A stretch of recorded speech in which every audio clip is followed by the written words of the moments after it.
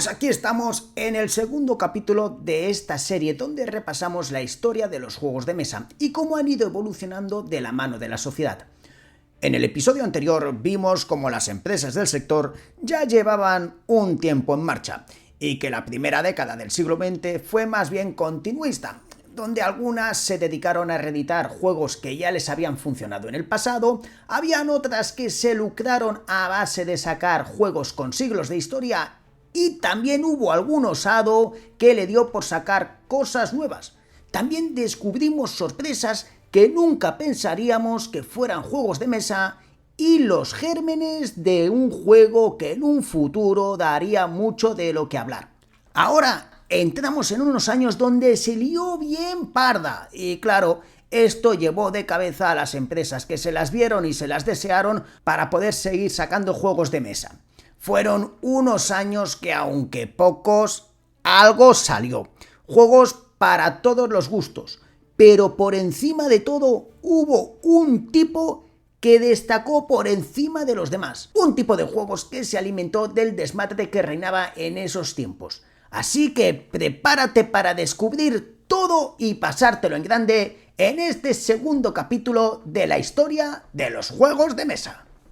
La siguiente historia va entre los años 1910 y 1919. Entramos en unos años donde el mundo decidió que la tranquilidad estaba sobrevalorada, así que se lanzó de cabeza a una serie de desastres épicos. Todo comenzó en 1912, cuando los humanos construyeron un barco muy tocho al que llamaron Titanic, el cual zarpó con todo el glamour de la época hasta que un iceberg dijo hasta aquí hemos llegado, y les dio una lección inolvidable de física naval. Los barcos sí que se hunden, y puso fin al viaje. Luego Europa le dio por organizar la peor fiesta jamás vista, la cual titularon la Gran Guerra, y que también se le conoce como la Primera Guerra Mundial, la cual fue un evento donde todos estaban invitados y podías traerte de tu casa lo que quisieras, desde fuegos artificiales hasta pistolas con serpentinas. La idea era no aburrirse, y ya os confirmo yo que entre 1914 y 1918 aburridos no estaban, no. Entre medias, en 1917, Rusia le dio por sumarse a la diversión. Los zares, agotados de tanto trabajo, decidieron tomarse unas vacaciones. Bueno, más o menos. Y unos señores muy simpáticos llamados bolcheviques le dio por tomar el mando. Así, los rusos se pasaron de la monarquía a la revolución comunista. Vamos, como aquel que un día se va al IKEA para cambiar los muebles de casa. Y como unas buenas reformas, la cosa, bien, no terminó.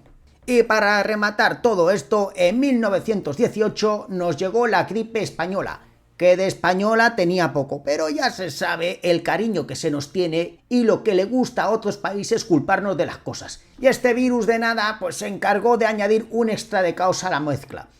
Con una tasa de mortalidad que hizo que la Primera Guerra Mundial pareciera un episodio de la Heidi, nos demostró que siempre hay formas creativas de empeorar las cosas.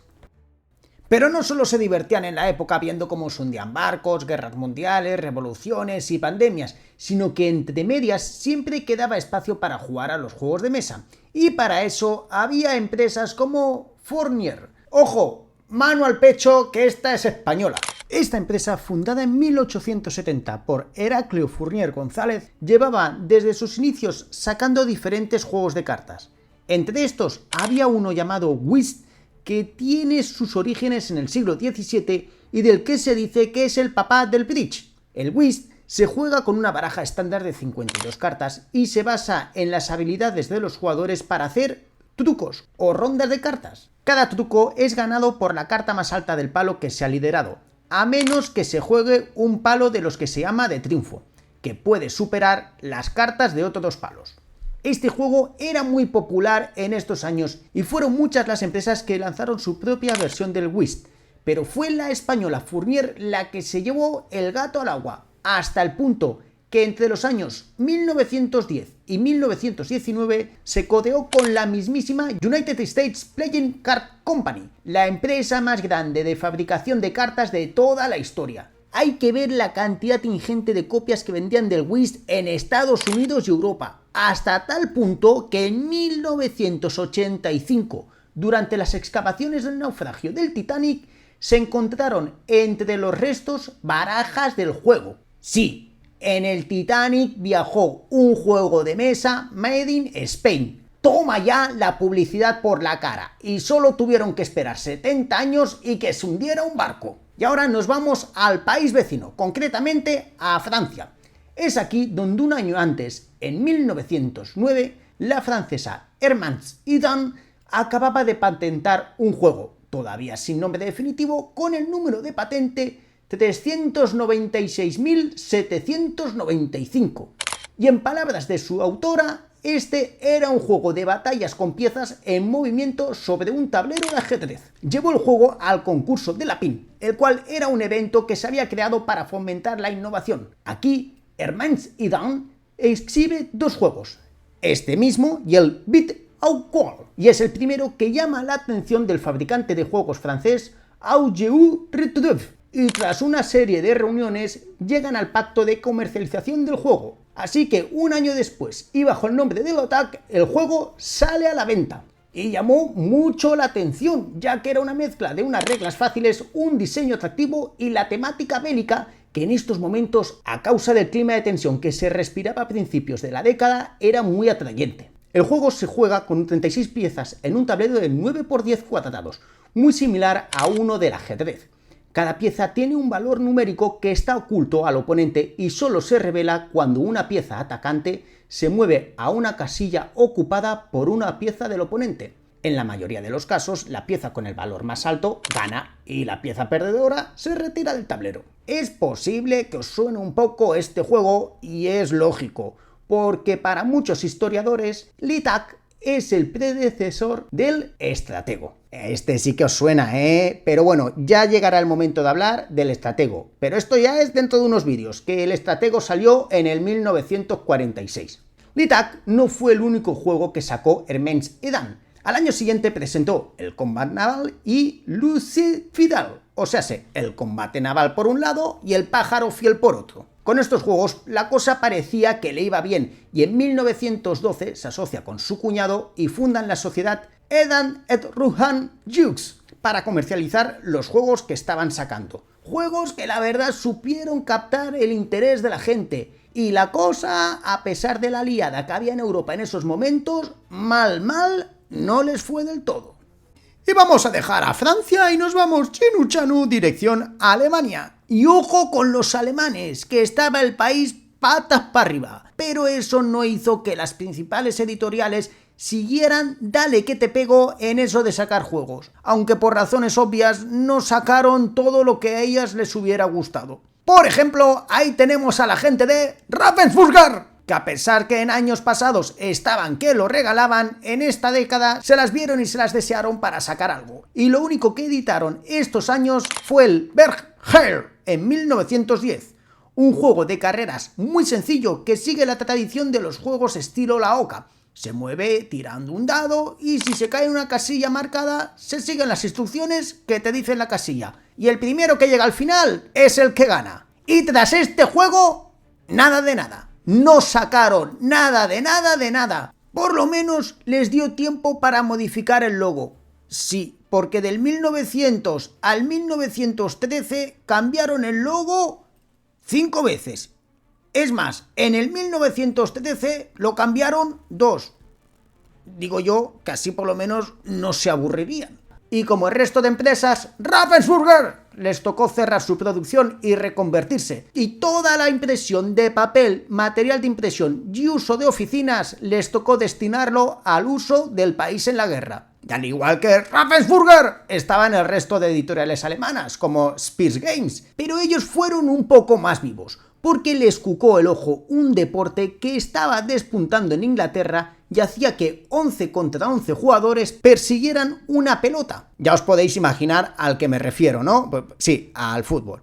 El fútbol estaba empezando a ser un deporte muy seguido en Europa, especialmente en el Reino Unido, y es en 1910 que sacan al mercado su versión para 6 jugadores del Blow Football. Este juego había salido un poco antes por parte de la editorial inglesa Thomas Starler y básicamente se trataba de intentar meter un gol al portero rival moviendo la pelota, soplando unas cañitas. Sí. Lo que estáis pensando es eso. Estas cosas se vendían entonces. Como también se vendían los juegos de adelantar. Así que en 1912 sacan el Game of Fox Hunting, un juego donde los jugadores se mueven por el tablero persiguiendo a un zorro.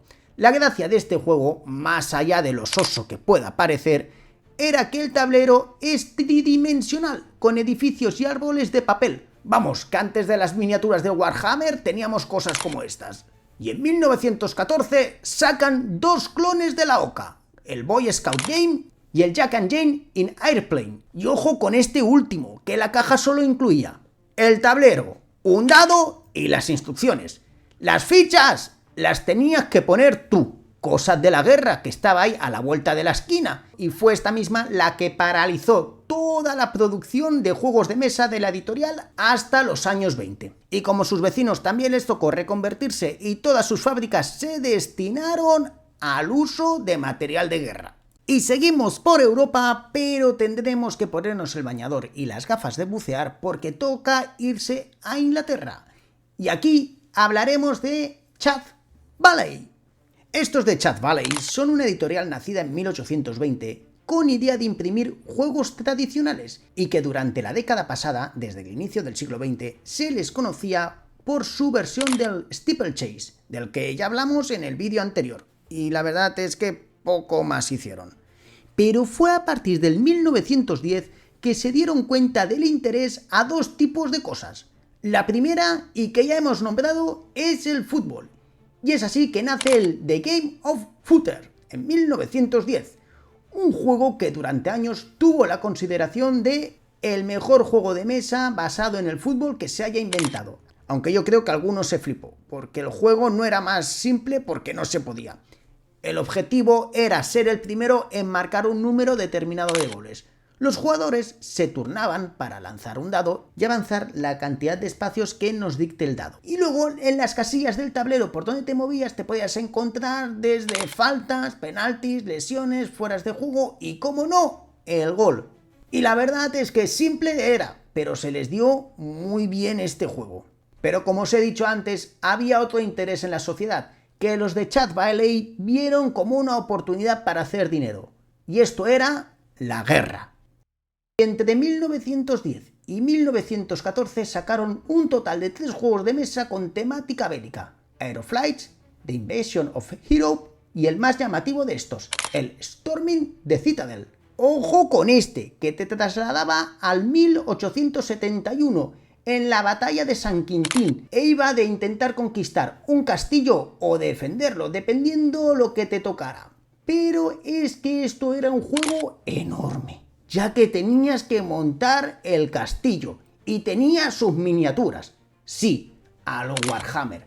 También sacaron juegos de golf, como el del New Exciting Game of Golf del 1910, que tras su nombre se escondía un juego de carreras con reminiscencias a la OCA, pero que aquí la meta era ser el primero que metiera la pelota en 18 hoyos diferentes. Y muchos más juegos, aunque la verdad no eran tan interesantes, pero donde de verdad destacaron y se puede decir que han marcado un antes y un después fue cuando sacaron su línea de Compactum Edition, unos juegos pensados en poderse llevar a cualquier sitio. Los juegos de esta línea fueron 3. Por un lado estaba el The Game of Rescue, que era un juego donde hasta 4 jugadores competían para ser el primero en una carrera de salvamento, partiendo desde la orilla del mar hasta alcanzar un barco. También estaba el Loco, de 1910, que aunque su nombre lleva la confusión, esto no va de manicomios. Esto va de ser el primer jugador que llega a Edimburgo partiendo de Londres. Y para finalizar, el The Aerial Derby, también de 1910, donde seguían la misma dinámica de los anteriores, viajar del punto A al punto B, pero esta vez en avión. Como estáis viendo, 1910 fue el año donde la gente de Chad Valley sacó más cosas. Pero claro, llegó la guerra y en 1914 les tocó adaptarse a las circunstancias y dejaron de hacer juegos de mesa para fabricar uniformes, equipos militares y materiales de campamento y otros suministros necesarios para los soldados en el frente. Y no vamos a abandonar la isla, porque nos vamos a ir al año 1919, cuando la guerra ya había terminado, pero no así el interés por los juegos bélicos.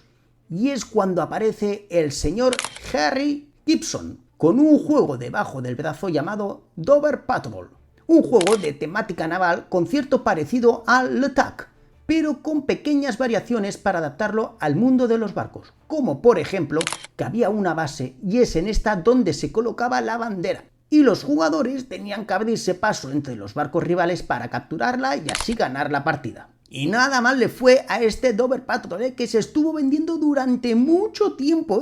Al fin y al cabo, no era más que una versión del ATAC que tanto gustaba. Así que sí o sí, si te gustaban los barcos, esto te iba a gustar.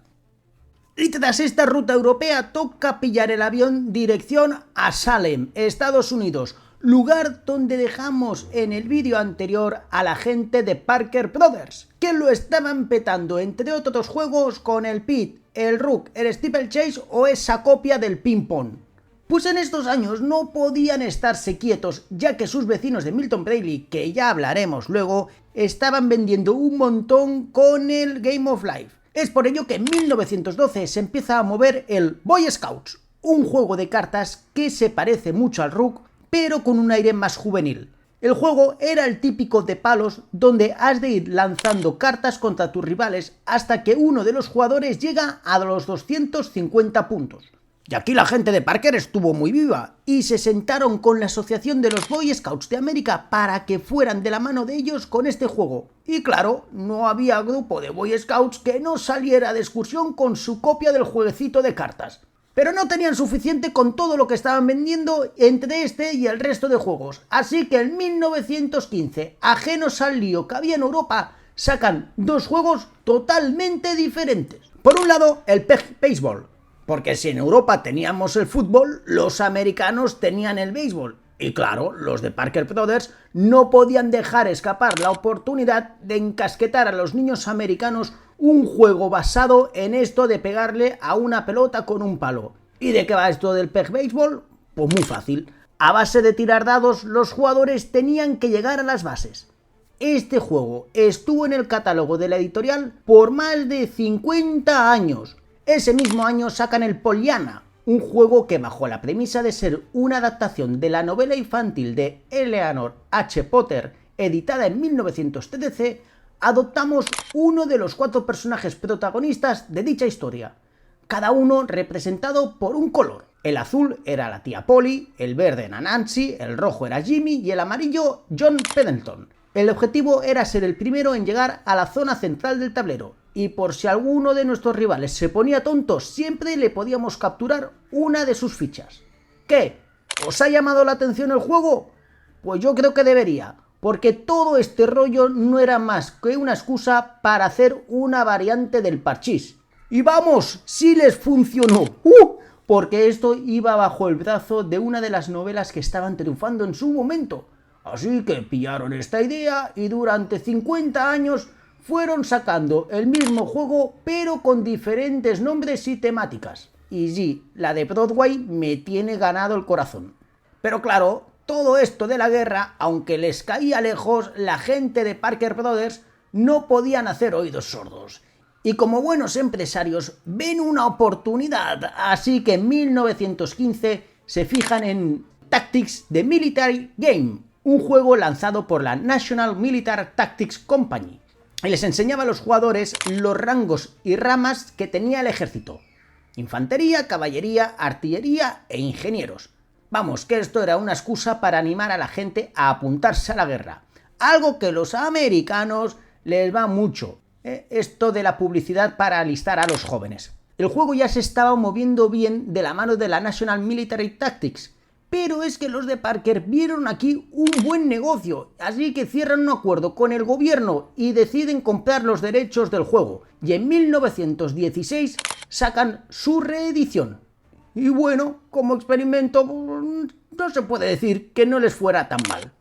Un año más tarde, en 1917, sacan el Great European Wargame, un juego que iba de pegar tiros a miniaturas. Y sí, para la alegría de muchos de los niños, el juego no solamente traía miniaturas de 18 centímetros, no, traía una pistola con sus balas.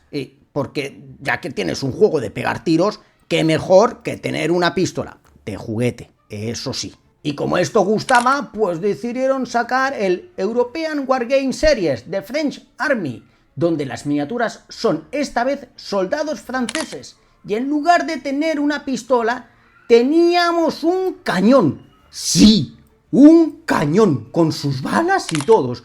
Imaginaos a vuestro yo del pasado con un juego similar, pero con un lanzallamas. Me vais a decir si no hubiera triunfado o no. El lanzallamas está esto. A los niños les encanta este. Y ya en 1918 es cuando sale al mercado el Camouflage, otro juego de cartas donde para erigirte como ganador has de llegar a los 10 puntos.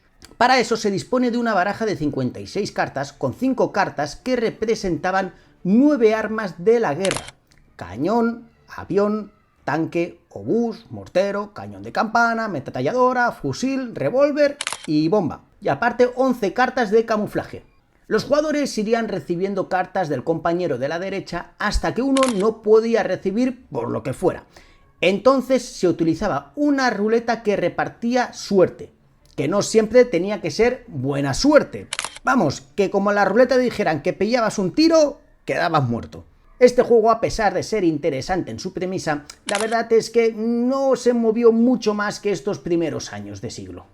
Y por si esto fuera poco, en 1918 se hacen con los derechos del Turning, del que ya hablamos en el vídeo anterior, y en este momento pertenecían a la pequeña editorial Wally Door Company. Y claro, si este juego ya de por sí solo vendía chorropocientas mil copias, ahora con el sello Parker Brothers nada más tuvieron que reeditarlo y ¡hala! ¡A vivir la vida! Y para finalizar, vamos a visitar a los amigos de Milton Bradley en Springfield. Menudo dineral estaban sacando los de Milton Bradley. A raudales iban sacando dinero con sus juegos pasados, en especial con el Game of Life. Y quizás esto hizo que durante la primera mitad de esta década se acomodaran. Y aunque fueron sacando algún que otro juego, no hay ninguno destacable. La producción, la verdad, es que era muy pobre. Y en parte era lógico, solo con la cantidad de copias que tenían que imprimir del Game of Life no les daba la vida para más. Pero claro, esto acaba pasando factura, y las ventas de Milton Bradley se resintieron. Así que miraron lo que estaban haciendo sus vecinos de Parker Brothers, y cuando vieron el éxito del Pollyanna y eso de llevar cuentos famosos a los juegos de mesa era un éxito, deciden que ellos han de hacer lo mismo.